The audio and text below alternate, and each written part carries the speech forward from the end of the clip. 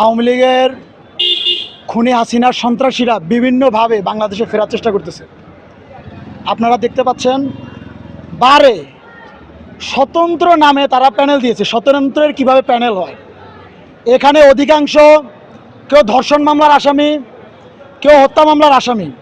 এ ধরনের আসামিরা কিভাবে দুঃসাহস দেখায় বারের মতো, কোর্টের মতো পবিত্র জায়গায় নির্বাচন করার জন্য।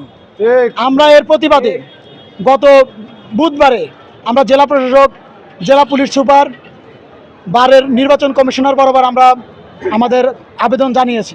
এরপর আমরা কোনো দৃশ্যমান অগ্রগতি দেখতে পাইনি এবং আমরা আজকে আমাদের প্রতিবাদ জানিয়ে আমরা এতটুকু বলতে চাই, আগামী 2 তারিখ বারের নির্বাচন শুধু না, বাংলাদেশের যে কোনো জায়গায় আওয়ামী লীগ যে কোনো নামে মাথা চড়া দিয়ে ওঠার চেষ্টা করবে।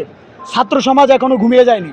ছাত্র সমাজ তাদেরকে ঐক্যবদ্ধভাবে কঠোরভাবে দমন করবে এবং এই দমনের সময় যে কোনো ধরনের অনাকাঙ্ক্ষিত পরিস্থিতি তৈরি হবে। তার জন্য বর্তমান প্রশাসন, পুলিশ প্রশাসন থেকে শুরু করে যারা দায়িত্বশীল নেতৃবৃন্দ আছে তারা দায়ী থাকবে। তারা কেন আওয়ামী লীগের বিরুদ্ধে যথাযথ ব্যবস্থা নেয়নি? আমরা 24-এ প্রায় 1400 মানুষ জীবন দিয়ে এই দেশকে ফ্যাসিস্ট মুক্ত করেছি। আমরা প্রয়োজনে আবার রক্ত ঝরাবো, তবু আওয়ামী লীগকে বিন্দু পরিমাণ সহ্য করা হবে না ইনশাআল্লাহ।